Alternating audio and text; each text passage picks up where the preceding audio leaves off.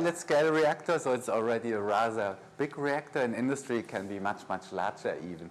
But most of the reactors are smaller. We also have batch lab scale reactors, but we are very happy to have this pilot scale reactor because we can bring in material on rolls, yeah, like this film, textile. There are many different textiles in the corner. Web material, we bring it in at the top, guide it around the drum, and then can move it. So it's a roll-to-roll process. Once a kit, this door is moved in and closed. And then we have different ways to treat the material surface. One way is, I'll show this, take this, to use magnetron sputtering. Then you see here this luminous discharge, the plasma in front of the target, and exactly here this target. Yeah? And what it's doing, now where it's luminous, there are these reactives, these energetic particles, and they are accelerated towards the target material. And by hitting the target material, atoms are released. So when we have here metal, now it's silver in, silver atoms are released from the target, and they are used for the deposition. And that's a nice technology because we can use here any kind of material. Just bring it in. The target material can also be an alloy or a mix of materials.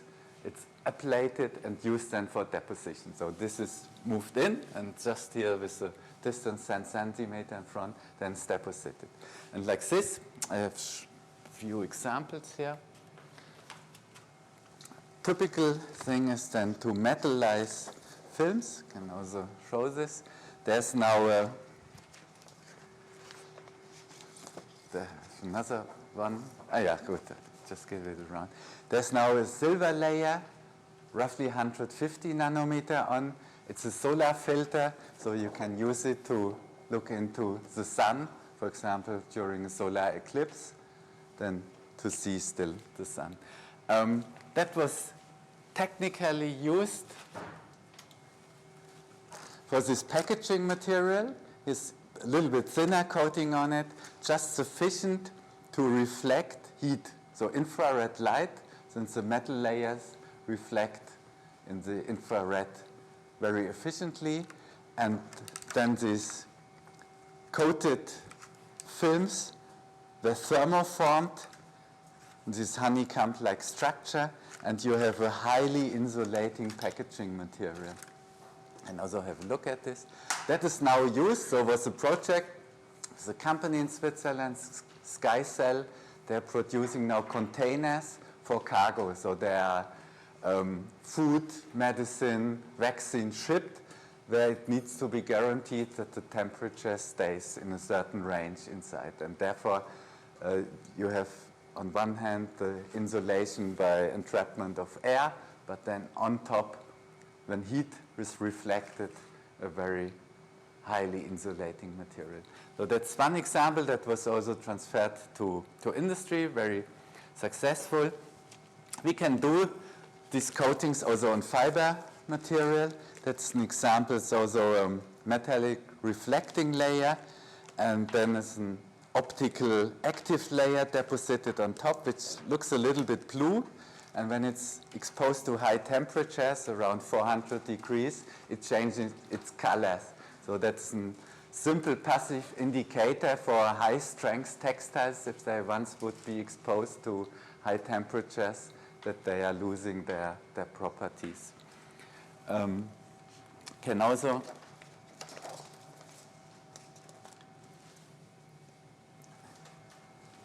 use these textile fibers.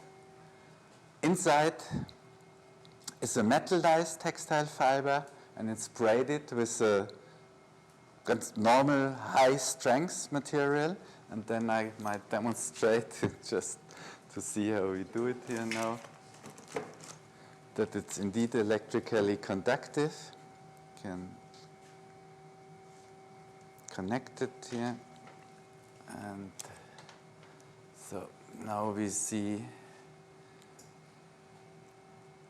Yeah, now we have a electrical resistivity of around 80 ohms. can also show this here. Yeah, you can just take it. Yeah, yeah. So that means it's 1 meter length, so we have a conductivity of roughly 80 ohm per meter. So it's not really a cable to transport current, but it's a wire to transport data. So now when you have a high-strength textile material, you might also use it to transport data. That's so. Few examples, and then that is all based on the...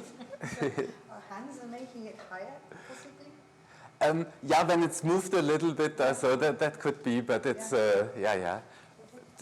Yeah, just give it over there. Yeah. So these are now a few examples that are based on the metallization, where we use either the electrical properties or the optical properties of metals. And when it comes to art and design, then of course the metallic appearance might be interesting in this aspect. But we also do functional coatings. We can also use the plasma to convert gases into deposits. And that is done here. It's a textile, and a highly hydrophobic, very thin layer was added. And just to show the effect, when we now come with water, there is no water interacting, so the drops, they are rolling or even jumping on the material.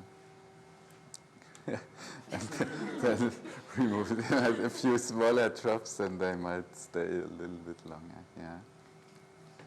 Yeah, so that would be also an example to show. Doesn't need to be. I mean, as mentioned, we are dealing a lot with textile, with fibers, so fibrous material, treatment roll to roll, but it can also be three-dimensional objects. Here's these cups for packagings, or there were some screws used for medicine, and that might be also interesting, have there some functional coatings. On the packaging, a barrier coating, that the shelf life can be extended. And here it was quite interesting approach, was also the idea to add a very thin metal layer, that these polymer screws, that they can become visible in an X-ray, because otherwise it's difficult to see them. So that might be also a few examples that we were dealing with. All right. Do you have any questions? Where does one get plasma? I mean, I'm not looking for it personally, but I'm curious, where can you get plasma? Yeah. So plasma, indeed, it's a very established technology in industry. So architectural classes are coated, then all the processes that are needed to make semiconducting materials, so for all microelectronics, that the laptop is functional. You buy like a canister, like helium, or? No, it's what I want to say is it's kind of a tool. Yeah, you don't buy it as a canister. So you need to think more about a tool that is used in the processing of material. Yeah, and for this you need equipment. Yeah, the plasma reactor, and finally it's then contained within this vessel. For this example, when we have here the target and have the plasma in front of it, it's a gas. Yeah? It's a gas that is activated by electrically or electromagnetically. So energy from outside, you deposit the energy more or less in the gas. It starts to light, since you bring molecules, atoms, at a higher level. When they pick up energy, they fall back on the ground level, emit light. But typically, we are not interested in the light. For lighting, it's also used. But we are interested in the reactive species that are created in the gas that can interact with material surfaces. So it's nothing that you can get 1 liter of plasma in a bottle containing the reactive gases. Unfortunately, it's It's not working like that because you need all the equipment to ignite and sustain the plasma. What you can do, what is quite interesting, when you modify materials, it can even be water or a hydrogel, you can modify it in a way that you trap radicals inside, and they can be then used for medical purposes, for wound healing, for cancer treatment later on. So that is in an indirect way then to, let's say, contain something of the plasma in a material that can be then used later on. Yeah, so there are ways, but yeah, you always need the energy to sustain the plasma. What kind of gas? They are totally free. So for sputtering, we're using inert gases, argon typically. For the what I have shown, the deposition of the hydrophobic film, it's a siloxane coating. So it can be hydrocarbons, can also be fluorocarbons. They are under discussion, of course. Wet chemically, you typically need the micrometer of coating. Here we can do it with a few nanometers, or can reduce the amount of required resources by a factor of 1,000 or so.